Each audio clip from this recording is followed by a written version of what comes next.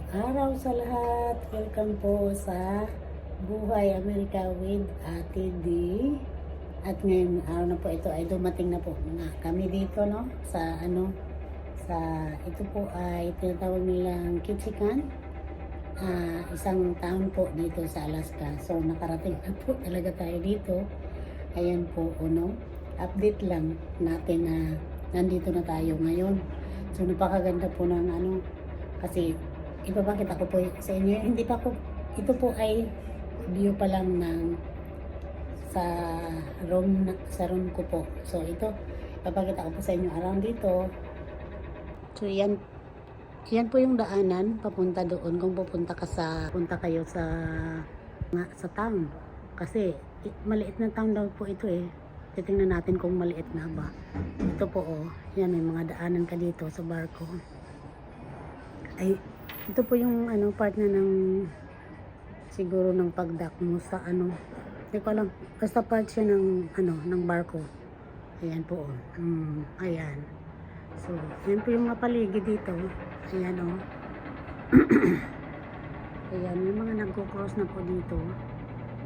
Ayan. Ayan po. Diba? Ayan na, may mga activities na sa dagat. Ayan. Napakaganda po ng tubig, malinaw. Ayan po. Ayan, dyan din po yung ayan. Ayan, baka may makita po kayong kamay ni, po yan, kapitbahay ko lang. Nasa patio din po nila siya. Nakakatuwa, Ayan po, bukid lang siya. O siyempre, dagat. Ayan. Ayan. So, ganyan lang po dito. At ngayong araw na po ito, mag-explore po ako dito kung ano ba yung nandito. Papaalam ko din po yun sa inyo. Salamat po. Bye-bye.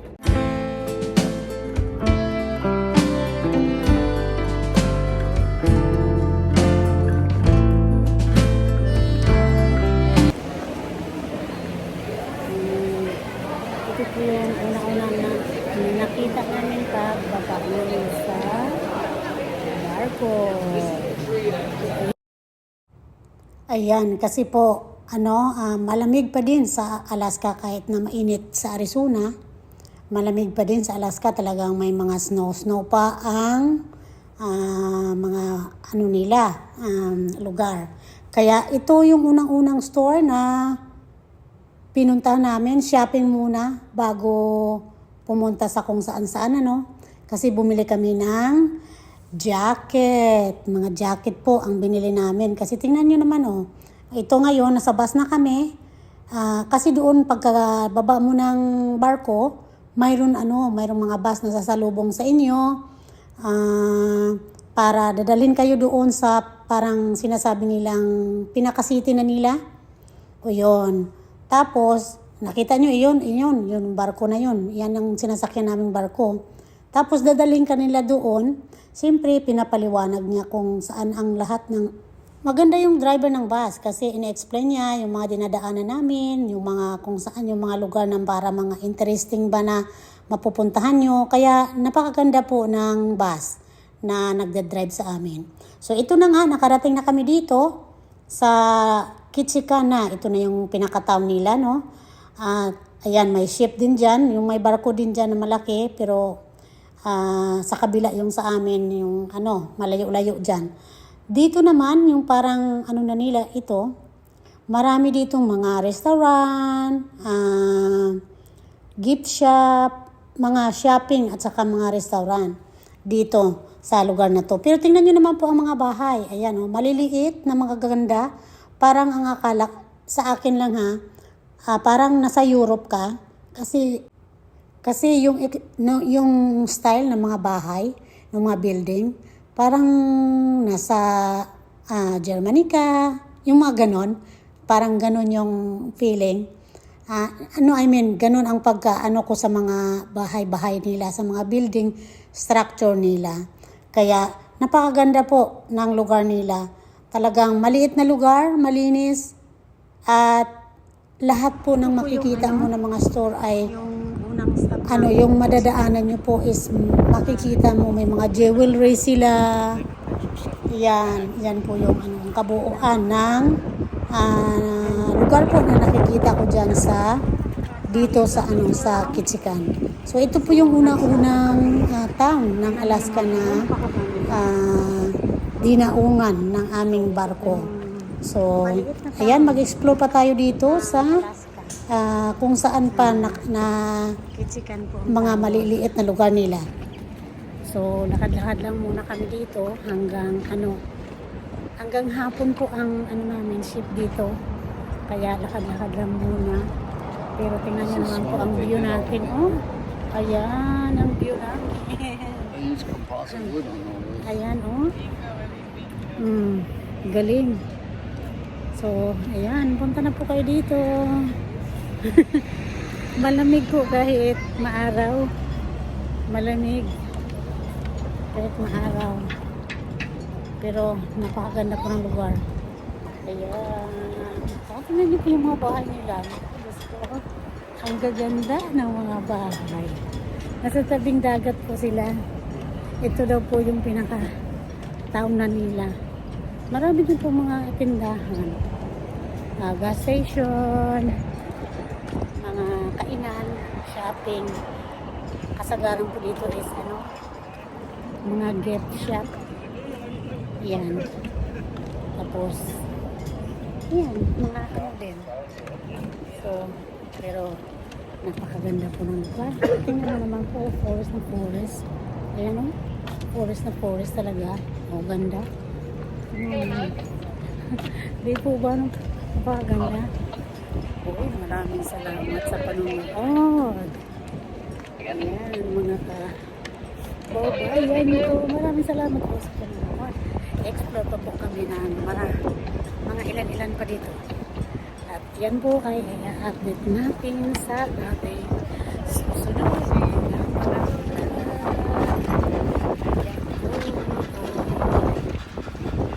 babalik muna.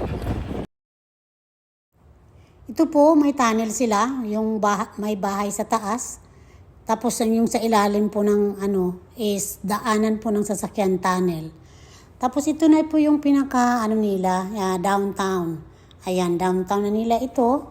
Tapos, ayan, makita mo yung mga yung transportation naman po nila is may bus. Tapos, syempre, kapag may sasakyan ka din, yun na yung mga magiging transportation mo. Tingnan nyo po itong, napakagandang lugar na ito.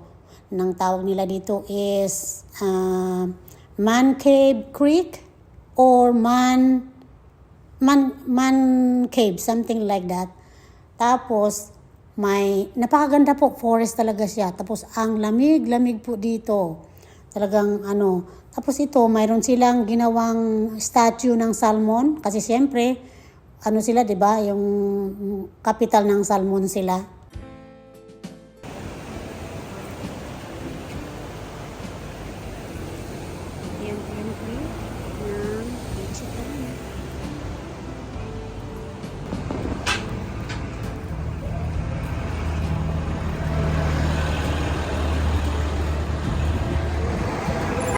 So ito po ay pabalik na kami ng bus station para kumuha po ng bus na pabalik sa aming barko.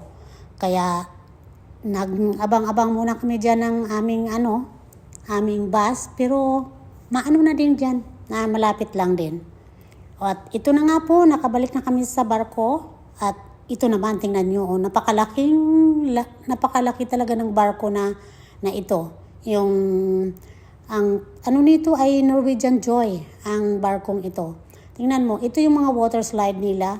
Aakit ka dun sa taas. Tapos itong tube, yan yung dadalhin ka dun sa, yan yung papasukan mo pag pumunta ka sa, kung sasakay, gagawa ka ng water slide. Tapos meron silang gym. Ayan, pwede kang mag-gym dyan, mga weights, para sa paa mo or sa legs mo na. So, may shopping, din dito. Shopping area. Yan, ang mga jewelry.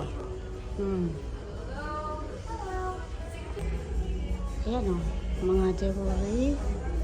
Fossil, Electa, Anne Klein. Yan yung mga jewelry nila. No?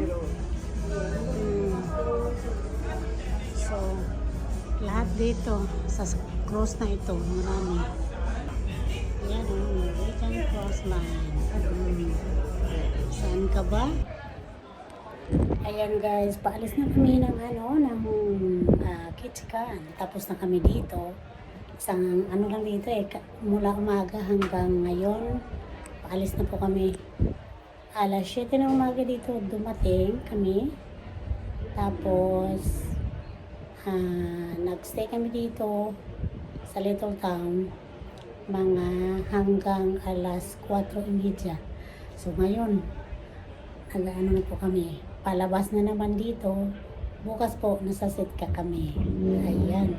Isang araw din kami doon bukas. Kaya, ito, isa-show ko lang sa inyo yung background. Ayan. Ito po ay sa patio lang. Yung parang balkonahe na nasa room ko na Siyempre, mga kapitbahay dyan din. Ayan, maingay. Ayan ba? Oh. Ito po yung may maliit na island. Ayan, oh. Ito po yung maliit na island. Ayan. Ayan, oh. Ito. Ito yung maliit na island. Na siguro kung nawawala ito kapag high tide. Yung mataas yung tubig. Ayan, guys. Na naman. Yan, tumatakbo na po. Pero maganda po ang takbo niya. Hindi masyado mahalong. Kasi nasa island pa eh. Pero pag medyo na rin ito. Kapag nasa yung open area na tubig, magano na rin. Kaya ayan guys. We'll see you in Sitka. Ayan. Magkita-kita po tayo doon. Ito po yung pangatlong araw na namin dito sa cruise na ito. Ayan po. Ayan. Huwag kalimutan mag-like, comment, share, and subscribe. Buhay Amerika with Ate D. Maraming salamat po. Ito turn out ko lang yung ibabalik-tarin ko lang yung camera para makita niyo po yung kabuang view nitong dagat dito. Ayan o.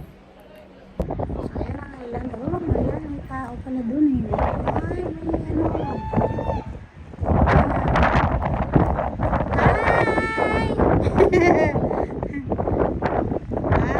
Hi!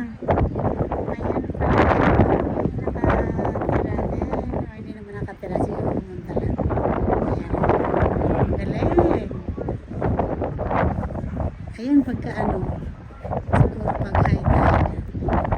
Ayan, high tide. Ang galing, no? Uy!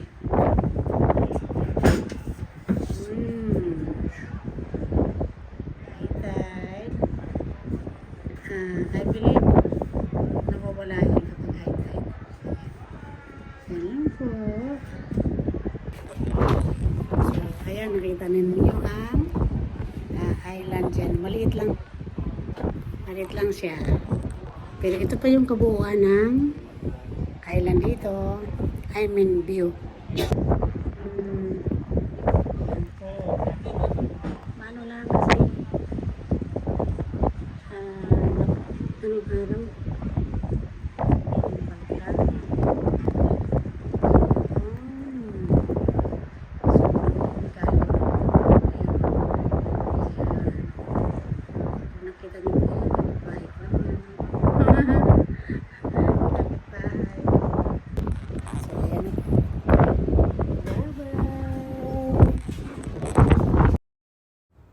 Ayan, hapunan na po. So, kain muna tayo. Ito po yung aking dinner. Ayan, kain muna tayo. Napakasarap po. Salmon siya. Maraming salamat po sa panonood. Sana po nag-enjoy kayo sa araw na ito. At ako po ay nag-enjoy talaga. God bless po. Huwag kalimutan mag-subscribe, like, comment, and share. Buhay Amerika with Ate D. Ang ating episode ngayon. Natapos na po kami dito sa Kitchikan. So, mag-moving kami bukas nasa Sitka. Okay guys.